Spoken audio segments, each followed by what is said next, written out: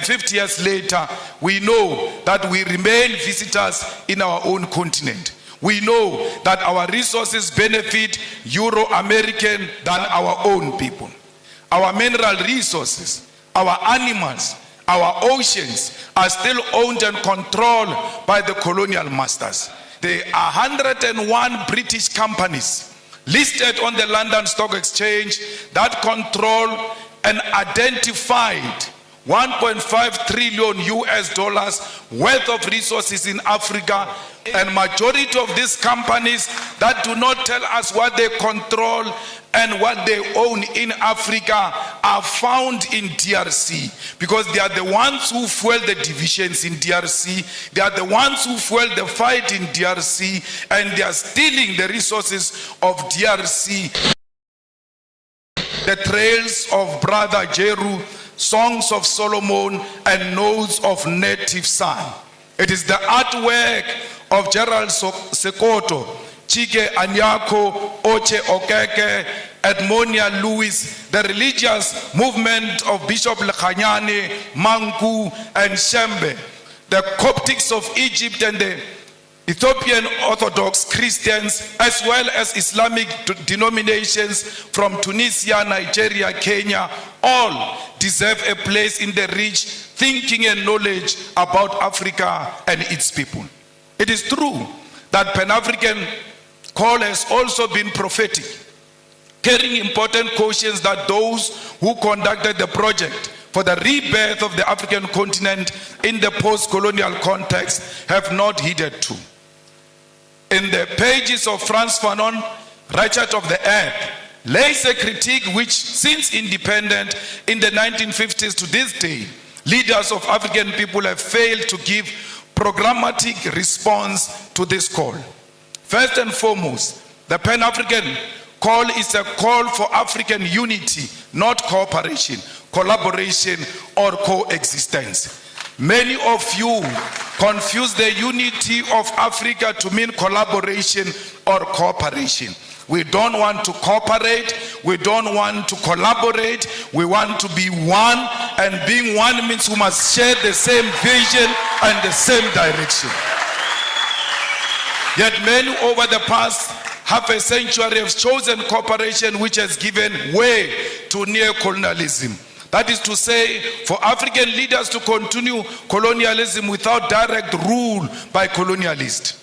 The launch of the Pan-African Institute right here in Kenya must help us intellectually to shift towards revolutionary Pan-Africanism, contribute to resolving some of the historical mistakes, blunders committed by post-liberation movements.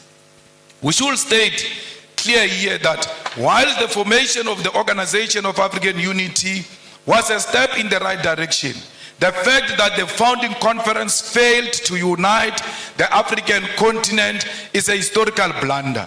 President Kwame Nkrumah, Seko Tore, and Emperor Haile Selassie prophetically said that the failure to unite the African continent will give rise to the neo-colonialism and that African continent will perish. The revolutionary Pan-Africanist ideological and political diagnosis of the future was correct. The future is here. 50 years later, we know that we remain visitors in our own continent. We know that our resources benefit Euro-American than our own people. This is despite most African countries gaining independence from colonial rule since 1957.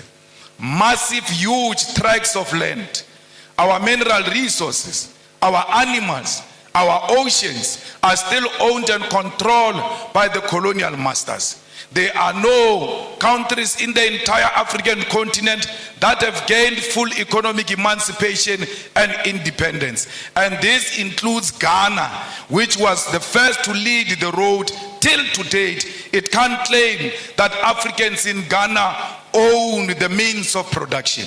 In 2016 report titled The New Colonialism reveals that there are 101 British companies listed on the London Stock Exchange that control an identified 1.5 trillion US dollars worth of resources in Africa in just 5 commodities: oil, gold, diamond, coal, and platinum. This is a very conservative figure since it includes resources listed by only some companies. Many companies do not provide the figures of the resources they control. And majority of these companies that do not tell us what they control and what they own in Africa are found in DRC, because they are the ones who fuel the divisions in DRC. They are the ones who fuel the fight in DRC, and they are stealing the resources of DRC because they know there is no proper accountability for such resources. The War on Want report on neocolonialism further illustrates that the fact that these 101 companies control and own the following key resources on our continent: 6.6 billion barrels of oil, currently worth 276 billion US dollars. They control 79.5 million ounces of gold, worth 119 billion US dollars. They control 699.3 million carats of diamonds, worth 134 billion of US dollars. 3.6 billion tons of coal, worth 216 billion US dollars. 287 million ounces of platinum, worth 305 billion US dollars. These are the numbers that reflect British neocolonialism in the African continent. I've not spoken about what French companies are doing. The Portuguese continue to play a significant role in the economy of Mozambique and Angola. The French continue to micromanage all the countries that were their colonies, except the recent liberated zones of Mali and Burkina Faso. Comrades, the French are brutal, to a point that post-colonialism, they still make certain African countries to pay colonial tax to France. The French are brutal because some of their former colonies, their reserve banks are still in France. They are not in control of their own economy, yet they claim to have an independence. We, as progressive Pan-Africanists, must fully associate with and support all revolutionary actions of fighters who are removing puppets of French imperialism from political office and power. Not all these actions are revolutionary, because we must be careful of French-sponsored coups in Africa, where we think there is a revolution taking place in Guinea-Conakry, only to find that there is a French puppet who seeks to replace those who were there before. There is nothing revolutionary about the Guinea-Conakry coup. We ought to separate that there can never be a revolutionary coup that reinforces French imperialism on African soil. Anyone who comes into political office under the pretext that they are fighting a French puppet, while knowing they are the French puppet themselves, must be isolated by progressive Pan-Africanists. All French soldiers and military must leave the African continent, and this also should apply to neo-colonial military bases, including the African Command Center of the USA. We don't want the army of America, we don't want the army of France here, we don't want the army of anyone.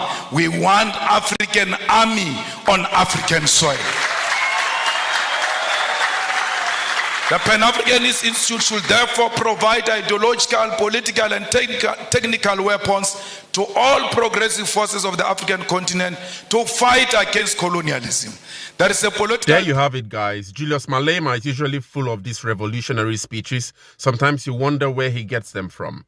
But whatever the case is, we really hope that his wisdom transcends, and really contributes to the development of Africa and in helping solving Africa's really myriad of challenges. But what do you guys think about his speech? Share your thoughts in the comments. Thank you for watching, guys. I really hope you enjoyed this video.